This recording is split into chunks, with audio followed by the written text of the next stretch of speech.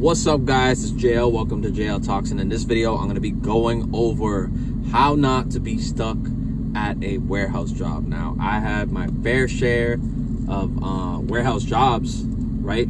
So I know a little bit, right? So, for example, I've worked at a U.S. Foods. I worked at that warehouse where they have a dry, a fridge, and then a freezer. So that one was an overnight job. I've also worked at a clothing warehouse where I was a manager of the whole entire warehouse. I was also manager of a flooring distribution center where they sold hardwood flooring, laminate flooring, different stuff like that. So I know my fair share of warehouse jobs. Those are one of the more common, like, entry level type of jobs. And then some of them others might not be entry level. So here's just a couple things to look out for when you are getting into that, right? So the first things first, that's not a long-term job. Me personally, I wasted 5 years at a flooring distribution center. The one thing I will say is the benefits were good, which I personally didn't care about, because nowadays a lot of jobs have benefits. Some of them don't have any at all. So I was grateful to have them, but it's not the only job, right? So I wish I had that mindset when I first started. Otherwise, I wouldn't have stayed there for 5 years, right? Another thing is you don't want to get too comfortable when it comes to the job, because a lot of the times we get a job and we just think like, okay, like, we're fine for now. We can kind of chill a little bit. We don't have to go as hard. When it comes to trying to better yourself or look for a different job, look for a different opportunity. These types of warehouse jobs are very taxing, right? For me, the most taxing one that I have had was the flooring distribution job, because I started off as a driver. And as a driver, me and my brother, we would be delivering anywhere from 40, 50 pound bundles all the way up to 110 pounds, literally on our shoulders. They could range anywhere from 4 feet to 7 feet. A lot of the 50 pounders would go up to 16 feet. Like, they're boards, so the weight is kind of dispersed. So it felt a little lighter, but it is a good amount. So I think that was the pine flooring. That was a little softer type of flooring, but a lot longer, wider pieces. But again, very physical jobs. You got to have a plan, right? So when you first get into these jobs, you got to go with the mindset you're not going to stay there for a long time, right? That's going to motivate you to try to work on yourself. Find something that you're good at, right? For me, I didn't find it until after I left the job. Gee, I can't even talk.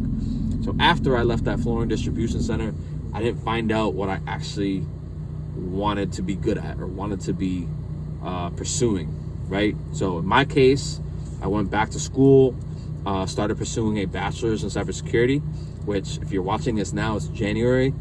I will be graduating in April-ish. I think, yeah, April. April's the last month. So, and then hopefully the ceremony is in May, but I had to check back on that. So, when I left that flooring distribution center, I got a job as a warehouse manager of a clothing company, and that job paid really good. So it was a really good upgrade, right? I had that mindset of, damn, I need to make something happen. I had a lot of things on the side, right? I was doing this YouTube thing, which you guys are watching on YouTube now. I don't think I tried the TikTok thing yet. TikTok didn't start till last year, so 2023. No, actually, the beginning of 2024. So I just had my fitness business that I was starting to slow down around like 2018-ish. And then that was when I first started the flooring company, right? And then, yeah, so I had some things on the side where I was working on side gigs, different things to try to like come up with different ways to make money. I was doing Forex around that time heavily. Stupidly got trapped in a Forex network marketing scheme, which I only stayed in it for 2 months. They're promoting a tool that helped you scan the market and a couple other things that it did, but you had to pay to be part of the organization, and you got paid if people came into your organization. It's like, that's not what Forex is about. Forex is about understanding the market, knowing the market, understanding when to get in on a trade and when to get out. All this extra stuff of network marketing and all that, like, that's why people have a bad taste in their mouth when it comes to foreign exchange, Forex, which is trading in the markets, right? So if you ever get approached to joining like a group or anything like that you have to pay for, don't do it. You can learn how to trade. You can learn how to do Forex on your own. I've had wins, I've had losses, I've done both, but you don't need to enter a network marketing scheme. So on top of work, if you're working at a warehouse, make sure you don't have anything that's pulling you back, right? Something like that, network marketing scheme, where you're just dumping money into something that's not going to benefit you, right? You want to make sure you want to make sure you try to grow your money to do a certain way. Now, me personally, I needed this advice when I first started, because I could have easily been putting away $10 a week, right? Every single day, every single week that I worked at that place, put it towards an account where I could trade, or put it in a savings account where it would grow, or high yield savings account, like something where it would grow, right? If you're in a warehouse job, make that your priority. Set something aside every single week, or every 2 weeks, whenever you get paid. That way you can start to pursue something when you do leave that place, right? And then go back onto the working on you thing, right? You want to be working on something that's going to help you upgrade, right? Something that's going to make you better. So for me, I went to school because all I had was the fitness thing. That was my identity. That was my thing. I wanted to grow a fitness business, be known for that, make money doing that. But eventually I fell out of love with it. I fell out of love with the fitness thing, and then part of it was me being a perfectionist. Like, I was trying to make things way too perfect, and it was stunting my growth to the point where I grew very, very slowly, because I was trying to make everything perfect. The diet plans had to be perfect. The workout regimen, the workout regimens had to be perfect. Everything had to be perfect, and that just made everything so much slower. So that's another thing. Figure something out, what you want to do for the next 10, 15, 20 years. So for me, I saw how interesting cybersecurity was. And there's a lot to it, but like, I like getting into that stuff, right? When it comes to cybersecurity. Cybersecurity is, right now, it's popular, right? It's well known, but it's like, to me, it's badass. It's like hard to explain. To me, it's badass being a cybersecurity professional, right? Because there's different sectors that I can go into. So right now, my goal is to be a cybersecurity analyst, where I would be in charge of an organization or multiple organizations and help them set up plans when it comes to security on their devices, whether it's their cell phones, work phones if they have them, computers, make sure their network's set up properly, all the firewalls are in place. That's that, right? Before, I wanted to be in PCI DSS, right? Which is like auditing for cybersecurity. Because before I started school, I was very scared of getting technical, right? I didn't want to do anything that had to do with technical stuff. Because in my head, I'm like, I can't learn that stuff. I'm not going to be good at that stuff. I don't want to do any coding whatsoever. Now, today, fast forward 2 years, I can do a little bit of coding. I'm a little comfortable with that. I freaking built an app, like a game, not an app.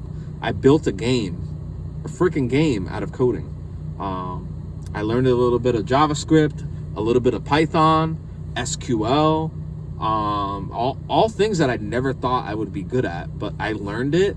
Now I have a little bit of a foundation when it comes to cybersecurity. Now, when I graduate, hopefully the goal is to find a job, right, in cybersecurity. So I'm working on putting my projects together. all that, and I'm gonna be good to go. But I went off on a little side tangent there. But guys, try to work on something that's gonna make you upgrade, right? I love playing video games, right? You want to level your player up. You want to level yourself up. Do something that's gonna level you up. For me, it's the cybersecurity degree, right? That's gonna, to me, that like I learned so much about technology, about how to freaking build a computer. I literally know how to build a computer now. I know all the parts of a computer, how to put everything together. Like, that's crazy. I never thought I would know anything like that. But if you try to teach yourself something or try to upgrade somehow, you're gonna be surprised at all the stuff that you're capable of. Again, for me, it's cybersecurity. For you, you might do cybersecurity too.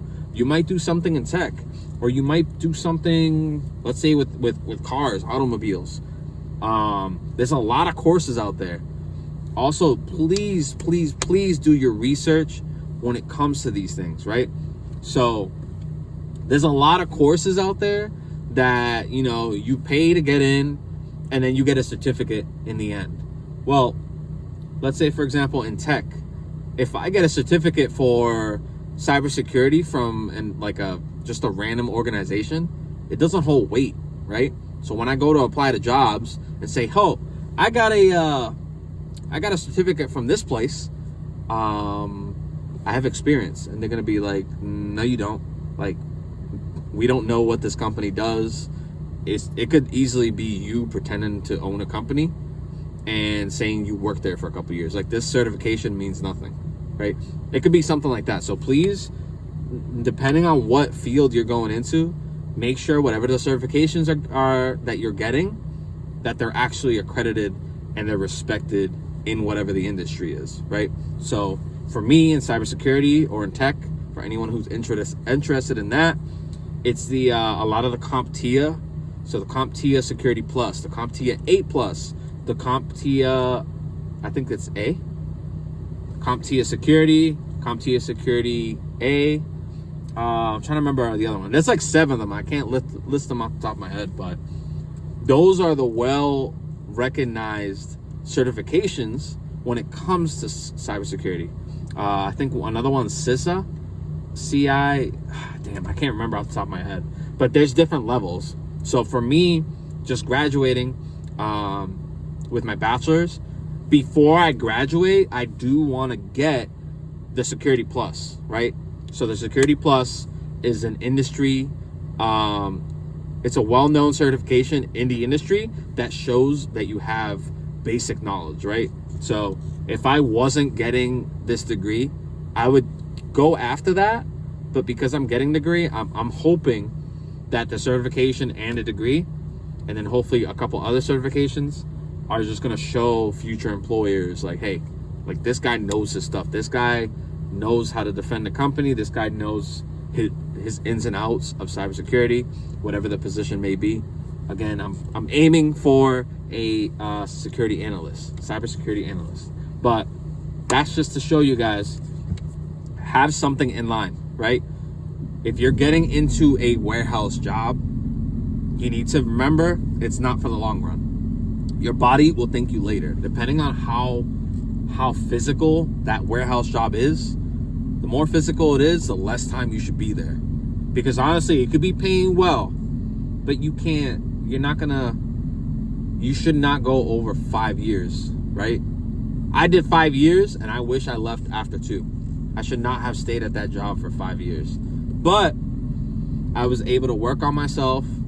Like, after a while, I figured out my path and I went out after it, right? So hopefully you guys can take something out of that, right? If you're in that situation where you're working in a warehouse, just have something lined up, have something set up, figure out your why. As corny as that sounds, figure out your why. Figure out what you're gonna do for the next 10, 15, 20 years. Because working at a warehouse ain't it. That shit is just not it, right? So you definitely want to figure out what you're good at. What's your passion? What are you gonna have fun doing that you're gonna get paid for? Now, nobody wants to work, right? The majority of people don't want to work. But if you had to work, find something that you're passionate about, that you actually care about, right? That you drive 30 minutes to an hour to get to work just to do that thing, right? My goal with this, I think another reason why I got into it is to work remotely. Because in 2020, a lot of these people out here were working remotely and I never got to experience that. So I definitely want at least a couple days working remote. That's the goal. If not, like, I'm totally fine going in, but definitely working remote. And just, I already have the setup. So one of these videos I'm gonna do inside the apartment, so you guys can see the dual screen setup that I have. That's definitely a must-have if you're in cybersecurity or tech in general. You want to have 2 screens, right? But yeah, hopefully, guys, you took something out of that. If you guys are in the situation of working in a warehouse, no matter what the warehouse is, make sure you have a plan in place, because working at a warehouse for years after years, it's not it. It's not it. Your body's not gonna be happy. You're gonna be just feeling weird things in your shoulder, your back. Like, you can only stay a certain amount of years doing a crazy job like that, right? And that's not to say every single job's the same way, but the majority of jobs, it's not worth it. Not worth putting your body through that. So hopefully, guys, if you're in that situation, you figure out a plan, you stick to it, and then stay strong until you can find possibly another job in your field or what you want to get into, and then go from there. But never leave the job unless you have something lined up. So hopefully you guys got something out of that. Don't forget to like, share, and subscribe, and comment below, guys. What are you trying to go after, right? What's your next move? If you're working in a warehouse currently, right now, what's your next move? Anyways, guys, a couple of videos are gonna pop up. These are the recommended videos that YouTube thinks that you will find interesting.